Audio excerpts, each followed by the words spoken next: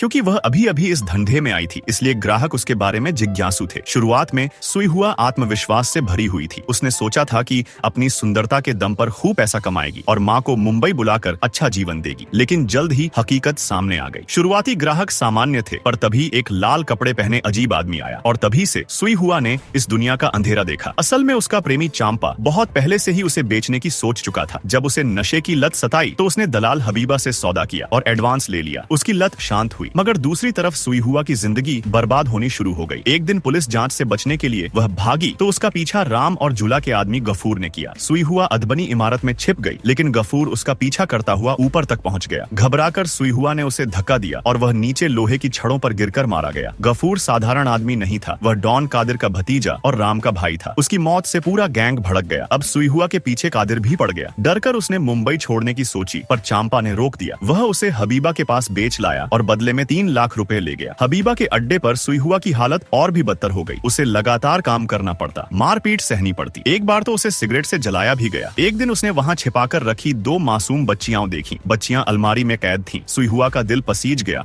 और उसने उन्हें खेल खेल में हिम्मत दिलाना शुरू किया। इसी बीच एक सफेद टोपी वाला युवक वहाँ आया। उसने सुई हुआ को देखा और उसकी बदहाली समझी। उसने ठान लिया कि उसे बचाना है। उसे पता था कि पुलिस इन जगहों पर ध्यान नहीं देती, पर नाबालिग बच्चियों का मामला गंभीर हो सकता है। उसने सही समय देखकर पुलिस को खबर दी। हबीबा का दबदबा बहुत था, क्योंकि उसका संबंध कादिर और पुलिस कमिश्नर से था, लेकिन युवक ने चालाकी से तब शिकायत की जब कमिश्नर मौजूद नहीं था। पुलिस छापा मारकर बच्चियों को बरामद कर लाई। सुई हुआ को भी थाने ले जाया गया। पूछताछ के बाद महिला अफसर को उसकी हालत पर तरस आ गया और उसकी विनती पर उसे छोड़ दिया गया। मौत से बचकर लौटने के बाद सुई हुआ टूटी नहीं, बल्कि और मजबूत हो गई। इस बार उसने भागने का नहीं, बल्कि डटकर जीने का फैसला किया। उसने सोचा कि वह अब रेशा नामक कारोबारी की फैक्ट्री में काम करेगी और वहीं से अपनी नई जिंदगी शुरू करेगी।